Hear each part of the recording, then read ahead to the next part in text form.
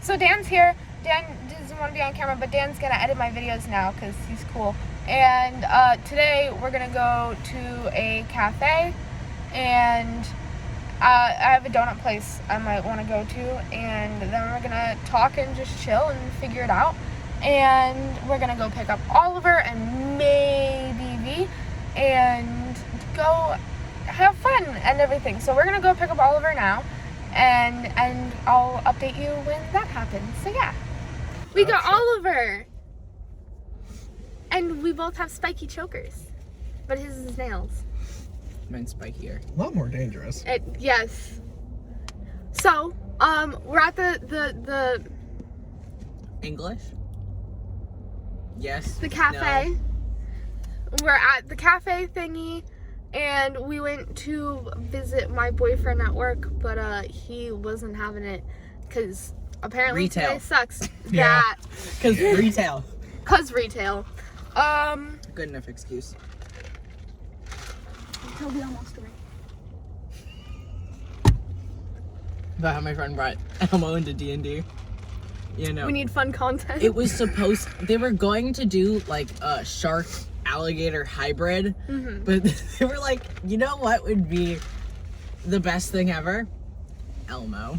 Exactly. Elmo's a wizard. You know, I know what he carries around for his spellbook? What does Elmo carry around for a spellbook? It's a rubber ducky. Oh, yes, my favorite spellcasting focus. A rubber duck. Oh, a rubber fucking duck. Yes, let me cast fireball. Everyone else has, like, these seriously, like, badass, like, built characters, and it's just Elmo. Elmo. Yeah, no, that's how I felt with my first group. So I'll throw this on here. We'll figure out if we want to put this in anything later. But, so my first D&D character technically was Harambe. And I thought about it because I was like, okay, how am I going to make Harambe into a serious character, right? And so, because like at first I was just like, haha, it's a joke because the Harambe was recent at the time. But I was like, okay, but like serious though. And so I went through and made a whole story for this motherfucking Harambe. He went out, his whole thing was he was a guild artisan, and he was hunting in a forest one day when he encountered a dragon and died. Some forest nymph, because I went up to my DM and I was like, I want him to be revived somehow to be a part of the story because, you know, Harambe dies, so you got to bring him back to play a character with him. So I was like, well, how do we make him die? Now we talked about it, figured it out, got everything set, and he gave some, to be fair, bullshit reason for me to come back, but it was still nice that gave Harambe a drive, and he basically comes back into the world 50 years later trying to find any semblance of his old life. And it was a lot of fun to play because I'm sitting here like the whole time like, where's my guild? Where are my people? Where is everyone? And I'm sitting here, this fucking like were-ape walking around in like modern society, or not modern society, but 50 years later, and I'm like, who are you people? What is this town? That's hilarious. It was a lot of fun because he really helped me with the history of it. But my first character was really funny. She's like an inch pixie. oh She's boy, a wizard, but she's like lavender, like all lavender. She has bright blue hair. Mm. All of her her spellbook is her body, like it's tattooed on her. Her pet is a full-grown black dragon. Period. Because she's like this big, and her dragon's huge. Yeah, I know. Those are huge creatures, quite literally. How? It just happened? All right. That's a very valid read. Whenever you talk about D&D, if it just happens, it just happens. It was my first D&D campaign, and I was like, you know what? This sounds funny. This looks like fun to draw. Let me do that. Yeah, might as well, right? Art will be great, so. The one drawing that I had was the giant, like, close-up of the eye of the dragon, and then just her. It's just the eye, and then her. That's a very good perspective. Danny was gonna, not Danny. Who was it? Someone was trying to get me into D&D. Brian. But then like half-ass explained the whole game to me, and then. That's not something you can half-ass explain. And then just it's hard it's hard to full-ass explain D&D. It's hard to explain, period. He like half-ass explained the whole game to me, and then just like stopped caring about like, and then he handed me a sheet of paper and was like, make a character, but I know nothing So I'm like, how? Yeah, you're supposed to walk if your player is the first time, you're supposed to walk them through making a character. You know what they did to me? Was they were like, what do you want to do? And I was like, okay, here. They're like, okay, make a backstory. I'm like, okay, cool. They filled out the sheets for me. So when I went to my second campaign, I had no idea what Oh no! because I had to leave that campaign because the DM asked me out on a date and I kind of ghosted him. I mean, I felt bad, but that was the year I came out. So I was like, I'm not gonna do that. I'm good. We're gonna avoid this. At all costs. I still feel kind of bad. Because he was like really nice. But I was a freshman, he was a senior. Yeah, Peel, get out of that. No, I know. I think he's a junior. I'm good. It's a little bit better, but still. It's still like a huge like age gap. Especially if you're a freshman. Anybody touching a freshman should only be a freshman. That's just my thing. Because otherwise, there's too much manipulation that can be at play at that point. A bunch of legal issues, but it's high school. Nobody's going to stop you anyway. But still, there's a bunch of legal issues, and you also have to deal with the moral responsibility of just flat out having a relationship like that. Yeah. Dude. Wild. Even now, it's just like dating anybody like who's like, how do I articulate this? Anybody who's like in high school right now just seems so fucking untouchable. like I look at anybody from high school and I'm like, ew, how do you even think about dating people from there? And it's weird, I'm not that much older. Yeah, but it just feels different. Oh yeah.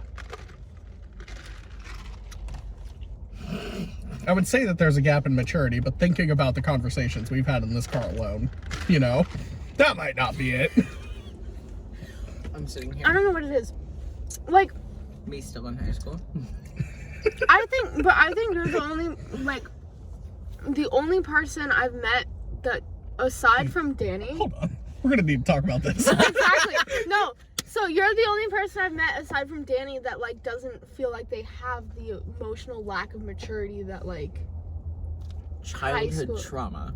That. Mm-hmm. Okay, yeah. That right there. That's the best way to put it, really. Alcoholic mother. You're so mature for your age. Yeah. Alcoholic. Yeah, maybe that's because I've had to live through some shit. Raising my 2 younger brothers. What happened to Danny then? What are we doing for my 18th birthday though?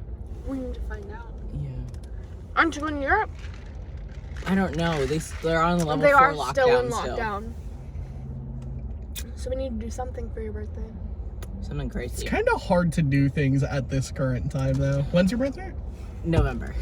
It's a ways away. Easier. Still probably not going to be as crazy, but better, because at least by that point, hopefully something happens. Usually, we'll do this, and then we'll also do something in November. But usually when we go on like the trip that we go on in July or whatever, we usually always take a trip over the summer. And on that trip we'll celebrate everyone's we'll do a little thing for everyone's birthday. Like last year, it was me, Dan, and Tim. And I got everyone birthday presents. Oh. Yeah, well, yeah, no. I was supposed to make a cake. Never happened. But God, we bought so much food for that damn house. We did, and we left it all there. We literally we got there, and God, I thought it was just gonna be me and Sage. But last minute, Tim's like, hey, we're doing this. And so I'm like, okay, I guess. Because literally the whole thing is, at that time, I'm unemployed. I'm broke as fuck. But I put money on that Airbnb when I had money. So I was like, I'm not wasting this Airbnb. And she can drive me up there. Or they could drive me up there. But at the time. And so I was like, okay, we'll go. And Tim was there. That trip was fun. That's when I told you. Yeah. Dude, I was about to say, did you inform on everything that happened there? Yeah, Although I'm not going to lie, I'm looking forward to having you around this time because I'm not going to be the only one who goes outside anymore. Oh no, you, him, and Isaiah can all go smoke. Oh my God. And me. I love your boyfriend. I do too. I love your boyfriend for you, and I don't even know the man. No, I know him. I love him. That's the first time anyone said that to me. In any of my relationships, it's the first time someone's looked at me and gone, because you've actually found a good cis man. Right. Okay. Well, how did I do that? No, I don't know. No, me? No. I don't fucking know. I'm not straight. But because like at first, because you put your hand up to me like I was about to be offended for being cis, and I was like I wanted to look at you like, bitch. Bitch, what? You think I'm who? Who? Who said what? Hi, I'm here now. Hello. You're stabbing the car. I hate crime the car. Oh, in the accident, we named it the Hate Crime Mobile. Because we all work at Starbucks. No, so we named it the Hate Crime What Mobile because V is trans and Hispanic. And Oh no. no, so Isaiah is bisexual and black. We're both trans. He's gay. I'm bi. Hate crime. Just one big hate crime. We all work at Starbucks too, so we were like, who the fuck fucked up someone's drink that bad? Who did it? Which one of you? Who did it? Who fucked up the drink? We were like, we're gonna get hate crime so bad. Like we were like the accident was. I told you. Yeah. You move around so much in a car. Like, the most movement I've seen from someone in a car has been Sage up until this point. Hi. And you're sitting here, you've touched everything back there in the entire time you've been here today. Yeah. ADHD. I also had, you know, like those giant things of Monster? Mm-hmm. I drank that in 2 minutes. Love that. Energy. And I just had a shot of espresso. Oh yeah, we can give you caffeine. That's a problem. We can I have give an you We gave addiction. me caffeine too. I have an addiction. That's caffeine. Yeah, there's caffeine in it. That's why I love these. It tastes like juice. It does taste like I thought I was getting juice. I thought that was the whole Caffeine point. juice. Make brain go zoom. Brain goes zoom zoom. Zoom. This video is gonna be entertaining as fuck. This is gonna be a trip. Yeah, you editing it? Yeah, no, I was this picturing you at like 4 in the morning with the computer and you're just watching this going. Just going. This is going. This is going. The worst part is that's probably how it's gonna be. So it's going to be 4 in the morning. I'm gonna be staring at it. And it's gonna. My dog might be there. Just I'll look be at my stoned off dog. your ass. Like, You know what the fuck is this? You know what that tastes like? You know, like those little rolling lip glosses you used to get, like Yes. like from the early 2000s. That's what that tastes like. Yeah, no, I tried that earlier and I was like, what the hell? That's did you what do? that fucking tastes like. I mixed a cotton candy flavor and a apple flavor. I have absolutely zero juice, and Well, I guess I know where we're going. well, so Isaiah got me juice. It's gonna be here tomorrow. Oh. So like, Oh darn! It was gonna give me an excuse to go. Cause I've been wanting one of those.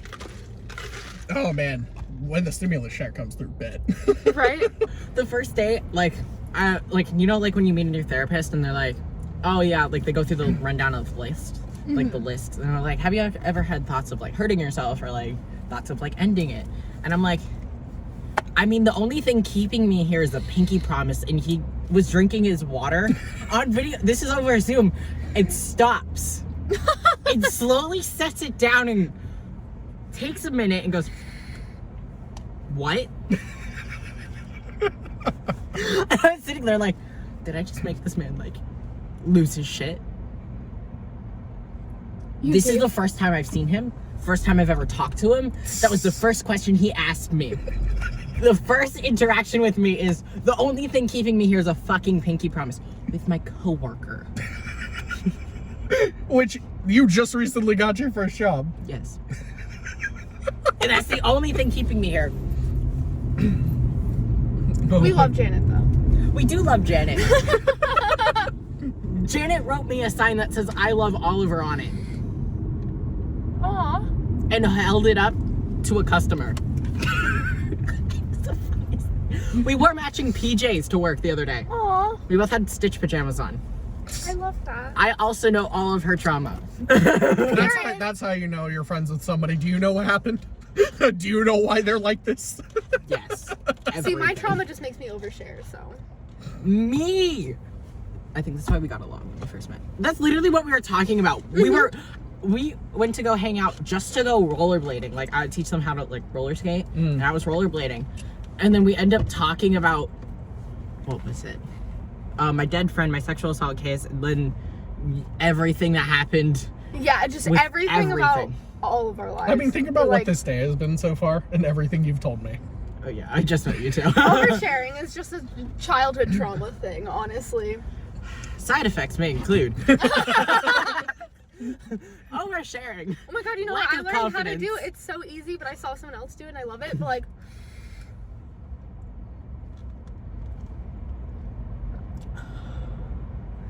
Oh yeah, someone did that on I love TikTok it. video. I love it so much. I saw someone else do it and I was like, that's so simple. I could but not love it. imagine doing that with like any other smoke with vapor.